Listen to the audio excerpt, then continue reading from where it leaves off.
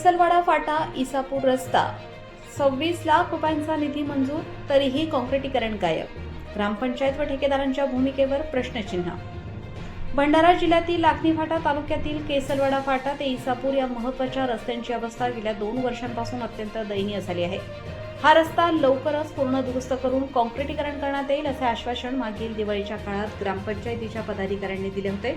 मात्र आजही नागरिकांना खड्डे, धूळ आणि मुरुमाच्या रस्त्यावरूनच प्रवास करावा लागत असल्याचा आरोप ग्रामस्थांनी केला आहे. या रस्त्याच्या दुरुस्तीसाठी 26 लाखांचा निधी मंजूर झाल्याचे सांगितले जात असले तरी प्रत्यक्षात संपूर्ण काँक्रिटीकरण न करता केवळ मुरुम व मोठ्या गिट्टी टाकून खड्डे बुजवण्याचे काम सुरू असल्याचा आरोप नागरिकांनी केला आहे. त्यामुळे हा रस्ता दुरुस्ती नसून केवळ तात्पुरती डागडुजी असल्याची भावना ग्रामस्थांमध्ये निर्माण झाली आहे. डोंगरगाव, न्याहारवाणी, इसापूर आणि केसलवाडा या गावातील नागरिकांना या रस्त्यांमुळे मोठा त्रास सहन करावा लागत आहे.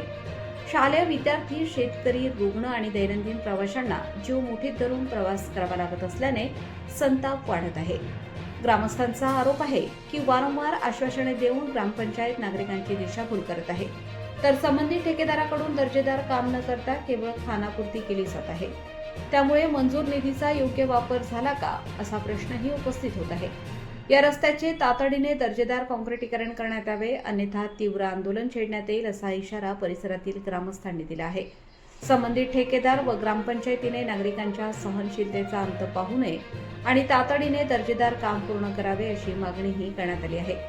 आकाश नंदागवळी, भंडारा गोंदिया जिल्हा प्रमुख.